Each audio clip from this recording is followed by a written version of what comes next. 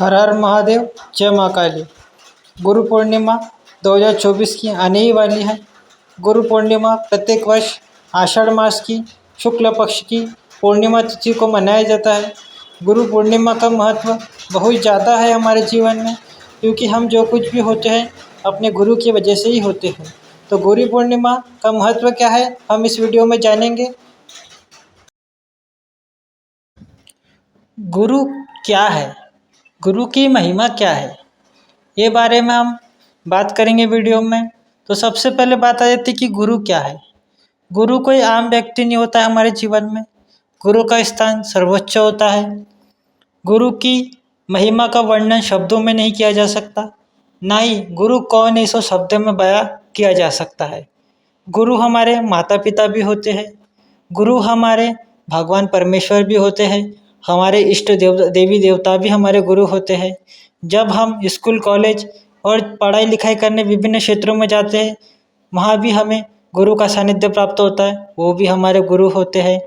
आपको कोई नहीं बताएगा कि आपके कुल देवी देवता भी आपके गुरु होते हैं, क्योंकि जो आपका मार्गदर्शन करता है, जो आपको सही सत्य मार्ग पर ले जाता है, जो आपको उचित मार्ग पर ले जाता है, वही आपका गुरु होता है।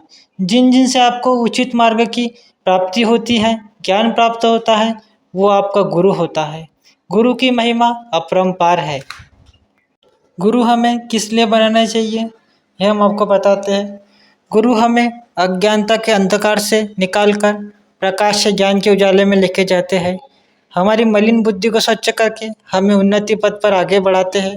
हमारा सन्मार्ग में मार्गदर्शन करते हैं, उचित अनुचित का ज्ञान करवाते हैं। इसीलिए हमें जीवन में गुरु का आशीर्वाद प्राप्त करना जरूरी होता है। बिना गुरु के ज्ञान नहीं, बिना ज्ञान के उन्नति नहीं, बिना गुरु के आशीर्वाद नहीं मिलता भगवानों का। हमें हमारे माता पिता को भी गुरु मानना चाहिए, क्योंकि प्रथम गुरु वही होते हैं। और हमें हमारे इष्ट देवी देवताओं को भी गुरु मानना चाहिए, क्योंकि वो भी गुरु तुल्य ही होते हैं, क्योंकि वो भी हमारा समय समय पर मार्गदर्शन करते हैं। हमारा इष्ट ही हमें गुरु, देहधारी गुरु के पास ले जाता है। देहधारी गुरु कोई आम व्यक्ति नहीं होता, वो स्वयं ब्रह्मा विष्णु महेश के बराबर होता है। आपने कबीरदास जी का दुआ सुना ही होगा, गुरु गोविंद दो खड़े काके लागू पाए, मन बलिहारी जाए गुरु गोविंद दियो बताए। अब मैंने इसको आसान भाषा में बोला है, पूरा दोहा नहीं बोला है। तो इसका मतलब क्या होता है, गुरु गोविंद, गोविंद बोले तो प्रभु ईश्वर नारायण स्वयं खड़े हैं, गुरु भी मेरे खड़े हैं। अब मैं विचलित हो गया कि किसके पैर में पैर छू, किसका आशीर्वाद ग्रहण करूं। अब मैं इसमें कंफ्यूज हो गया, तो गुरु ने कह दिया कि गोविंद के पहले छुओ, क्योंकि वो मेरे भी गुरु है, इस समस्त ब्रह्मांड के गुरु है। तो गुरु महिमा आप जान सकते हैं कि गुरु की महिमा कितनी ज़्यादा है। गुरु ही सब कुछ है, गुरु ही ब्रह्मा है, गुरु ही विष्णु है, गुरु ही महेश है। गुरु ही हमारे लिए हमारे सब कुछ है, माता पिता है, बंधु है, दोस्त है, भाई है, हमारे लिए सब कुछ है। गुरु की सेवा, गुरु की साधना सबसे बड़ी सेवा साधना है। इस साधना के आगे, इस पूजा के आगे कोई भी पूजा नहीं है। आप किसी देवी देवता की पूजा नहीं करते, पर अपने गुरु की सच्ची भक्ति करते हैं, तो आपको सभी देवी देवताओं का आशीर्वाद प्राप्त होगा, अपने माता पिता का आशीर्वाद प्राप्त होगा।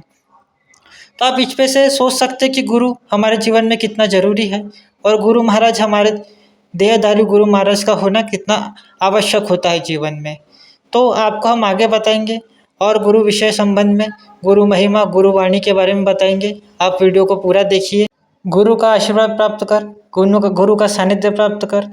वाल्मीकि महर्षि, जिन्होंने रामायण रची, इतने बड़े ऋषि मुनि बने, वो इतनी शक्ति हासिल की, इतना ज्ञान अर्जित किया। पहले वो क्या थे, वो डाकू थे, वो डकैती का काम करते थे। अपना जीवन भरण पोषण करने के लिए और अपने परिवार का पालन पोषण करने के लिए वो डकैती करते थे।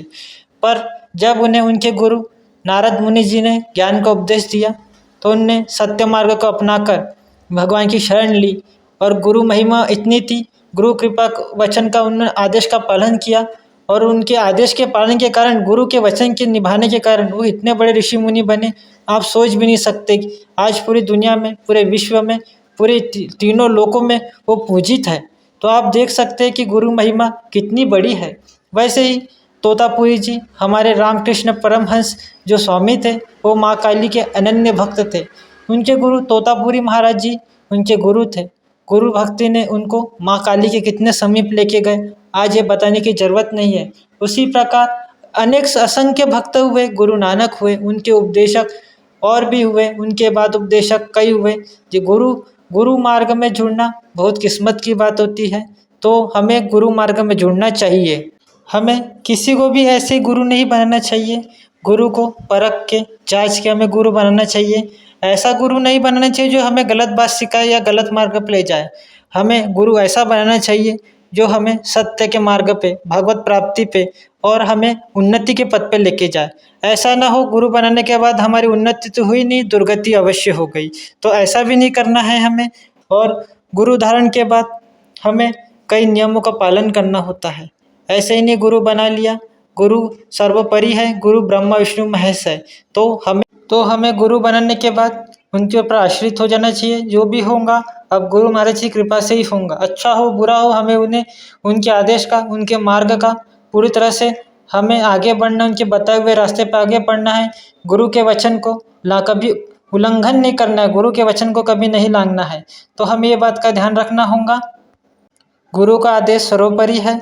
जैसे कि एक कहानी प्रचलित है काकभूषुंडी जी की, उसे हम आपको बताएंगे कि गुरु का अपमान करने का क्या नतीजा हुआ। एक बार काकभूषुंडी जी अपना ध्यान लगाए हुए जब तब करते हुए बैठे हुए थे। उतने में ही उनके गुरु महाराज आए। उन्होंने अपने गुरु महाराज को देख के भी उनका आदर नहीं किया, उनको देख के प्रणाम नहीं किया। और काकभूषुंडी जी भगवान शिव के शिव भक्त थे।